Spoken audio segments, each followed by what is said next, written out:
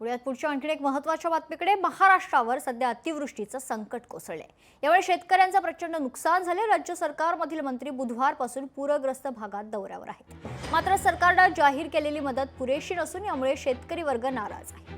उपमुख्यमंत्री अजित पवार बुधवारी धाराशिव दौऱ्यावर होते. या दौऱ्यात तरुणाच्या कर्जमाफीच्या प्रश्नावर अजित पवार भडकले. सगळी सोंग करता येतात, पैशाचं सोंग करता येत नाही असं पवार म्हणाले होते. या वक्तव्यावरून खासदार संजय राऊत यांनी अजित पवारांवर संताप व्यक्त केला.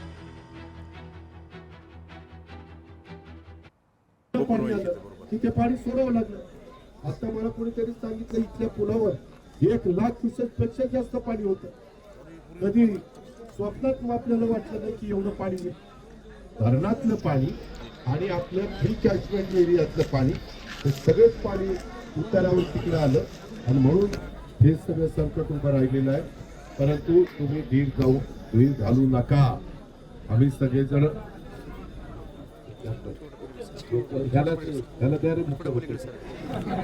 आम्हाला कळतंय ना, आम्ही काही तो गोटे खेळायला आलोय. त्याला एवढं राव सकाळी 6ला सुरू केलं बाळावी करमळ्याला.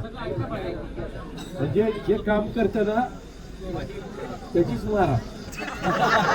बघा ना आता एवढं जीव तोडून चालतोय, आतून पण एका ठिकाणी जायचंय. हे जर त्यांना माहिती आहे तर ज्याप्रमाणे ते सोंग करून उपकार केल्याच्या आवेशामध्ये सांगतात लाडक्या बहिणीबद्दल, तर मला त्यांना सांगायचं की मी तुम्हाला मार्ग पण दाखवतोय.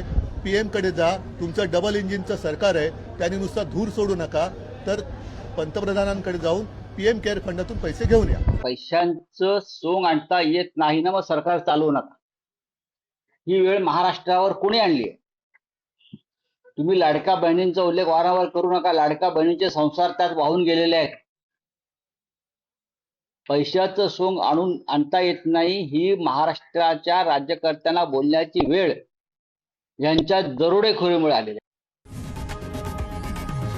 लोकशाही मराठी ऐका, पहा, जागरूक रहा.